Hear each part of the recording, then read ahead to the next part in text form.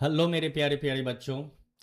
तो चलिए आज हम फिर क्लास टेंथ के फर्स्ट फ्लाइट का एक most important chapter Nelson Mandela long walk to freedom को डिस्कस करते हैं, उसे पढ़ते हैं। और चूंकि एग्ज़ाम नज़दीक है इसलिए हम सिर्फ एग्ज़ाम के पॉइंट ऑफ व्यू से मेन मेन पॉइंट को समझेंगे ताकि हम एग्ज़ाम में अच्छे से अच्छे मार्क्स ऑब्टेन कर सकें। तो चैप्टर का नाम क्या है? Nelson Mandela long walk to freedom. ठीक है। नेल्सन मंडेला का पूरा नाम क्या है? नेल्सन रोली हला हला Mandela. Nelson Mandela African national Congress party यानी एएनसी के लीडर थे और करीब 30 सालों तक इनको जेल में कैद करके रखा गया था। क्यों रखा गया था? क्योंकि ये अपाथाइड सिस्टम के विरुद्ध लड़ाई लड़ रहे थे। ठीक है। अब ये अपाथाइड सिस्टम होता क्या है? तो ये होता है एक पॉलिटिकल सिस्टम होता है जिस सिस्टम के तहत मनुष्य को उसके रेस यानी जाति के आधार पर बांट दिया जाता है। जैसे साउथ अफ्रीका में काले लोगों को गोरे लोगों से अलग रखा जाता था, यानी काले और गोरों में भेद किया जाता था। इसी को हम कहते हैं अपाथाइड सिस्टम। ठीक है। आई होप आप समझ गए होंगे। यहाँ पर हम डेफिनेशन दे भी दिए हैं, आप वीडियो को रोक के इसका स्क्रीनशॉट ले सकते हैं। मंडेला जैसो साउथ अफ्रीका के फर्स्ट ब्लैक प्रेसिडेंट बने थे। कब बने थे? तो 1994 में बने थे। इनकी जो एएनसी पार्टी थी वो 400 सीटों पर चुनाव लड़ी थी, जिसमें से 252 सीटों पर इनकी जीत हुई थी, यानी पूर्ण बहुमत की सरकार बनी थी। आप याद रखिएगा, 252 सीट्स आउट ऑफ 400, यानी 400 सीट में 252 सीट इनकी पार्टी जीती थी। नेल्सन मंडेला को नोबेल पीस प्राइज दिया गया था। कब दिया गया था? तो 1993 में दिया गया था, यानी 1993 में नेल्सन मंडेला को नोबेल प्राइज दिया गया था। अब ये ओकेजन जो हुआ था वो कब हुआ था? इनॉग्रेशन इनॉग्रेशन जो हुआ था वो कब हुआ था? तो वो हुआ था 10 मई 1994 को। ठीक है। कब हुआ था? 10 मई 1994 को। 10 मई यानी 10/5, 10 मई 1994 को हुआ था। आप इसको याद रखिएगा। ठीक है। और इसमें फर्स्ट डेमोक्रेटिक सरकार बनी थी, यानी नॉन रेशियल गवर्नमेंट जैसो बना था। फर्स्ट नॉन रेशियल गवर्नमेंट, यानी ये ऐसी गवर्नमेंट थी जो कि रेस के आधार पर बंटवारा नहीं करती थी, काले गोरों में भेद नहीं करती थी। ठीक है। जगह कौन सा था? तो ये जगह था यूनियन बिल्डिंग एम्पी थिएटर, जो कि सैंड स्टोन का बना हुआ था और ये प्रिटोरिया में था। कहाँ था? प्रिटोरिया में था। ठीक है। इस इनॉग्रेशन में भाग लिए थे इनकी डॉटर, जिनका नाम था जेनोनी। क्या नाम था? जेनोनी नाम था। और वहाँ पर जैसे ये बने थे नेल्सन मंडेला जो थे, ये तो प्रेसिडेंट बने थे, तो वहाँ पर दो डिप्टी प्रेसिडेंट बने थे। और फर्स्ट डिप्टी प्रेसिडेंट जो थे वो थे थाबो मबेकी। कौन थे? थाबो मबेकी थे। और सेकेंड डिप्टी प्रेसिडेंट जो थे वो थे मिस्टर डे क्लार्क। कौन थे? मिस्टर डे क्लार्क थे। चलिए नेक्स्ट समझते हैं। ये तो बता ही दिए थे कि इनॉग्रेशन जो है सो कब हुआ था? 10 मई 1994 को हुआ था। ठीक है। ये कहते हैं नेल्सन मंडेला कि ये एक रेनबो गैदरिंग था। रेनबो गैदरिंग इसलिए कह रहे थे कि अलग अलग कलर, अलग अलग रेस के पीपल वहाँ पर थे। काले लोग, गोरे लोग, गेहुआ लोग, सभी कलर के लोग वहाँ पर थे। इसलिए ये कहते हैं कि रेनबो गैदरिंग हो गया। जिस तरह से रेनबो में 7 कलर होते हैं, उसी तरह से यहाँ पर मल्टीपल कलर के लोग गैदर्ड हुए थे। यहाँ पर करीब 140 देश के लीडर्स और डिग्निटरीज भाग लिए थे।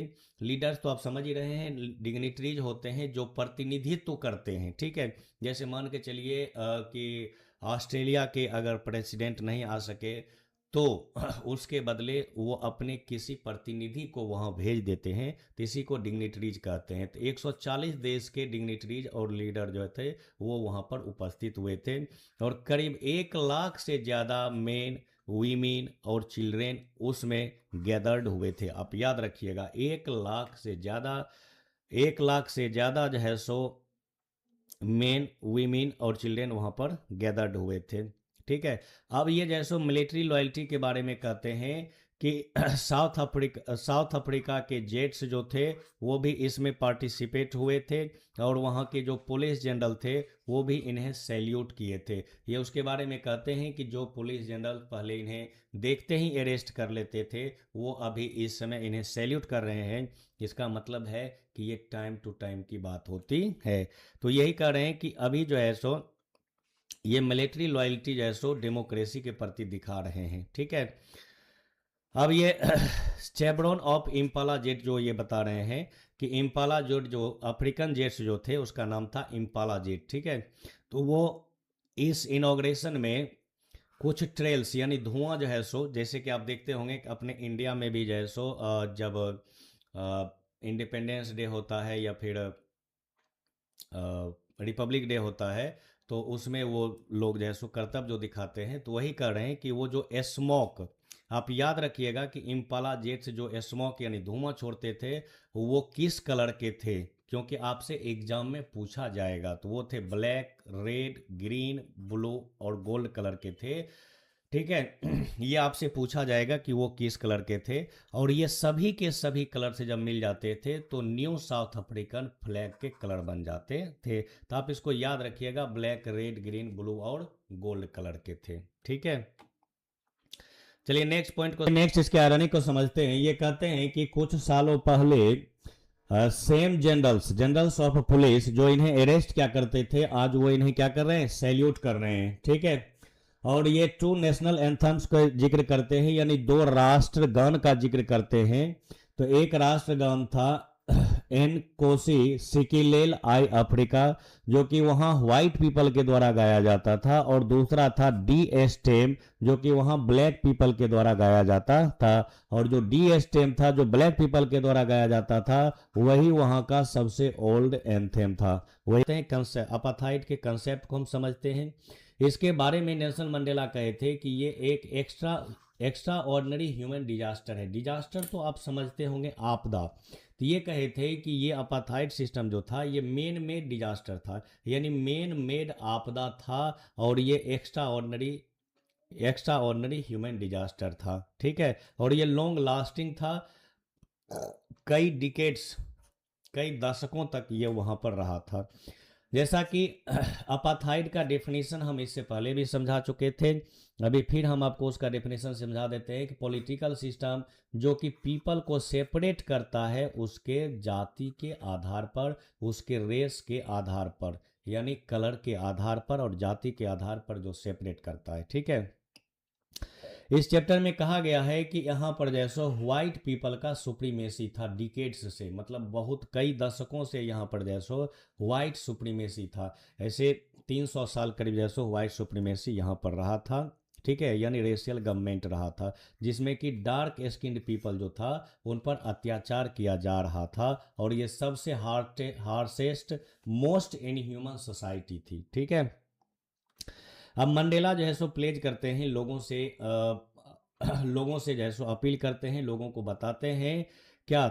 इस पर कभी कभी क्वेश्चन भी आता है और बहुत अच्छा क्वेश्चन रहता है कि the land would never again experience the operation of one by another, यानी इस साउथ अफ्रीका की धरती पर अब कभी भी किसी भी व्यक्ति को किसी दूसरे व्यक्ति के द्वारा नहीं सताया जाएगा। इस बात को आप ध्यान रखिएगा। ठीक है, never again experience the operation, operation मतलब होता है सताना, यानी इस साउथ अफ्रीका की धरती पर अब कभी भी किसी को नहीं सताया जाएगा। इस चैप्टर में जो है सो करेज का भी जिक्र किया गया है। ठीक है, करेज और ह्यूमैनिटी, यानी साहस और मानवता की भी बात इस चैप्टर में किया गया है। तो थोड़ा सा नेल्सन मंडेला के अनुसार हम साहस की डिफिनीशन को समझ लेते हैं कि नेल्सन मंडेला साहस का डिफिनीशन क्या देते हैं। तो इनके अनुसार ये कहते हैं कि करेज वो नहीं होता है जिसमें अब्सेंस ऑफ फियर होता है, यानी कोई ऐसा व्यक्ति जिसको डर बुझने ही नहीं आता है, तो फिर उसको हम साहसी नहीं कह सकते हैं। हम साहसी उसको कह सकते हैं जिसको डर बुझने आता है, उसके बावजूद भी अगर वो रिस्क ले लेता है तो उसको साहसी कहते हैं। जैसे मान के चलो एक जवान व्यक्ति है, उसको पता है कि अगर हम कोबरा सांप को पकड़ लेंगे तो इसके अंदर जो है सो जहर होता है, अगर ये हमें काट लेगा तो हम मर जाएंगे। तो इस बात को जानते हुए भी अगर वो कोबरा को पकड़ लिया तो इसका मतलब है वो साहसी है। लेकिन अगर आप 1 साल 2 साल के बच्चे को ले लेते हैं और अगर वो कोबरा पकड़ भी अगर लेता है तो उसे हम साहसी नहीं कर सकते। क्यों? क्योंकि उसे डर बुझने ही नहीं आता है, डर की अभी उसे समझ ही नहीं है। तो इसीलिए कहते हैं कि courage is not the absence of fear but the triumph over it. Courage वो नहीं होता है जिसमें जिसमें कि अब्सेंस ऑफ फियर होता है, बल्कि करेज वो होता है जो जानते हुए भी उस चीज को करता है। ठीक है, अब ये chain on one chain on all, इसको भी थोड़ा समझा देते हैं। ये कहते हैं कि अगर हमारे कम्युनिटी में, हमारे समुदाय में एक आदमी भी अगर गुलाम है तो इसका मतलब है कि हम सब के सब गुलाम हैं। अब कैरेक्टर की बातें करते हैं। आप समझते होंगे कि आप कोई भी आदमी जितना तपता है उतना ही बड़ा कैरेक्टर उसका होता है। जैसे हमारे इंडिया में जैसो भगत सिंह हुए, सुभाष चंद्र बोस हुए, चंद्रशेखर आज़ाद हुए, ये सब क्या थे? तो बहुत ज़्यादा सताए हुए थे। तो जितना इनको सताया गया उतना ही बड़े ये लीडर बन गए थे। तो वही कहते हैं कि इनके भी देश में जैसे ओलिवर थम्बो हो गया, वाल्टर सिसुलु हो गया, ये इसी तरह की जैसो 4-5 और कैरेक्टर की जिक्र किए हैं। ये सब के सब जो है सो क्या है? तो ब्रुटलिटी ऑफ अपाथाइड, यानी अपाथाइड की जो क्रूरता थी, उस क्रूरता के कारण जो है सो इस तरह के लोग उस साउथ अफ्रीका की धरती पर हुए थे। इसे आप याद रखिएगा, ठीक है। साउथ अफ्रीका की अब वेल्थ के बारे में कहते हैं, तो ये कहते हैं कि रियल में साउथ अफ्रीका का जो वेल्थ है वो यहाँ का मिनरल्स नहीं है। आप मिनरल्स को अच्छी तरह से जानते होंगे कि मिनरल्स किसे कहते हैं। तो ये कहते हैं कि यहाँ के मिनरल्स जो हैं वो वास्तव में वेल्थ नहीं है, यहाँ के जो लोग हैं वही इस देश के वेल्थ हैं। यानी यहाँ की पीपल जो हैं वही वेल्थ है रियल में, मिनरल्स जो हैं वो वेल्थ नहीं है। थोड़ी सी मानवता के बारे में हम बातें करते हैं। ये कहते हैं कि मनुष्य की जो अच्छाई है, मनुष्य के अंदर जो अच्छाई होती है, उस अच्छाई की जो लौ होती है ना, यानी उस अच्छाई को आप कुछ समय के लिए छुपा तो सकते हो, लेकिन उस अच्छाई की लौ को कभी आप बुझा नहीं सकते हो। ऐसा कौन कह रहे हैं? नेल्सन मंडेला कह रहे हैं। इसका एक एग्जाम्पल भी देते हैं कि जब मंडेला प्रिजन में थे तो उस समय जो है सो वहाँ का जो एक गार्ड था तो वो इनके साथ जिस तरह का बिहेव किया था, जितने अच्छे तरीके से व्यवहार किया था, तो कहते हैं कि वो भी जैसो उसके अंदर भी जो अच्छाई की लो थी वो कुछ समय के लिए छुपा तो था, लेकिन जब जरूरत पड़ी तो वो लो फिर जैसो दिखने लगा था। अब ये नेक्स्ट कहते हैं कि लव जो है वह हेट की अपेक्षा नेचुरल है। यानी कोई भी मनुष्य जब इस पृथ्वी पर पैदा लेता है तो वो सबसे ज़्यादा जो है सो लव को जानता है, प्यार करना जानता है। हेट तो समय के अनुसार लोग सीख जाता है। जिस आदमी के साथ जिस तरह का बर्ताव किया जाता है वह उस तरह से उन लोगों से नफरत करने लगता है। इसलिए हेट जो है वो क्या है? सेकेंडरी है। प्राइमरी क्या है? लव है। हम नेल्सन मंडेला टू ऑब्लिगेशंस को भी बताते हैं। ये ऑब्लिगेशंस मतलब होता है जिम्मेदारी। ट्विन ऑब्लिगेशंस यानी दो तरह की जैसो जिम्मेदारियां होती है, दो तरह की ड्यूटीज होती है। एक होती है परिवार के प्रति, जिसमें कि लोग अपने पेरेंट्स हो गए, वाइफ हो गए, बच्चे हो गए, इनके प्रति जिम्मेदार होते हैं। और दूसरा होते हैं पीपल, यानी अपने देश के प्रति, जिसमें कि उनके कम्युनिटी होते हैं, उनके देश होते हैं। ठीक है, अपने लोगों के प्रति जो जिम्मेदारी होती है। ठीक, अब यहाँ पर ये कुछ स्ट्रगल को भी बता रहे हैं कि a man of colour in south Africa को नॉट फुलफिल बोथ।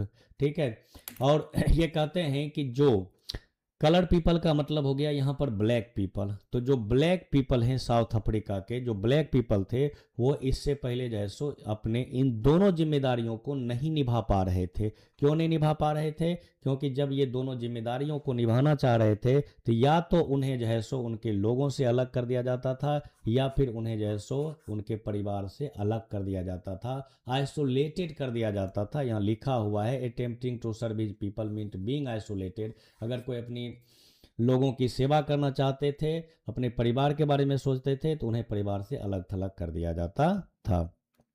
अब ये कुछ इल्यूजन्स के बारे में डिस्कस करते हैं। हम यहाँ पर 4 इल्यूजन्स को लिखे हैं। ठीक है, आप उसको समझिए। फर्स्ट कि जब ये एक चाइल्ड थे, जब ये एक चाइल्ड थे तो ये फ्री थे कि ये अपने खेतों में दौड़ सकते थे, ये अपने नदी में जैसो स्विम कर सकते थे। लेकिन बाद में इन्हें पता चला कि ये भी एक क्या था, इल्यूजन था, यानी भ्रम था। बढ़ते उम्र के साथ जैसो इनकी इस सब आज़ादी को भी ख़त्म कर दिया गया। जब ये एक फ्रीडम जब ये स्टूडेंट थे तो स्टूडेंट लाइफ में भी इन्होंने जैसो ट्रांजिटरी फ्रीडम की बात की थी। किस फ्रीडम की बात की थी?